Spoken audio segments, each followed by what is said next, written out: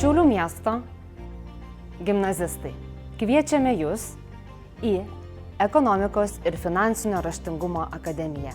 Šiandieninėme technologijų ir pokyčių pasaulyje finansinis raštingumas tampa pagrindu bet kokiai veiklai. Kalbėsime apie ekonomiką nuo pirmųjų žingsnių, nuo atsakingo finansinio raštingumo iki globalių sprendimų. Tai yra erdvė, kurioje veiks patys geriausi mūsų miesto mokytojai, patys geriausi mūsų Vilniaus universiteto Šiaulių akademijos dėstytojai, kurie yra sukaupę didžiulę patirtį. Taip pat šita erdvė pakvies ir pačius geriausius mūsų mieste veikiančius verslo atstovus, kurie galės dalintis turimomis žiniomis ir patirtimi su besimokančiais. Didelė dalis jūsų jau žino, kur studijuos, ką mokysis, galbūt kokį pirmą didelį pirkinį turės.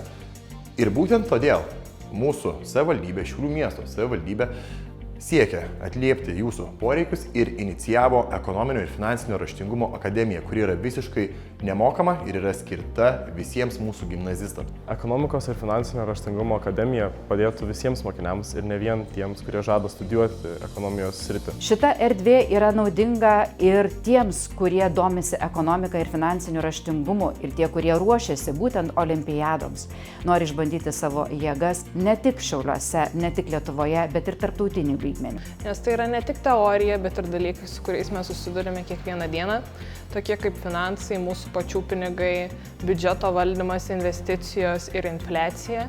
Ir kuo anksčiau žmogus tai supranta, tuo daugiau galimybių jis tai turi ateityje. Pirmiausiai pradėsite kalbėti apie tai, kas yra verslo idėja ir kaip ją pradėti įgyvendinti, kaip skaičiuoti finansus, kas yra makroekonominiai aspektai, tai yra kaip valstybė skaičiuoja savo finansus.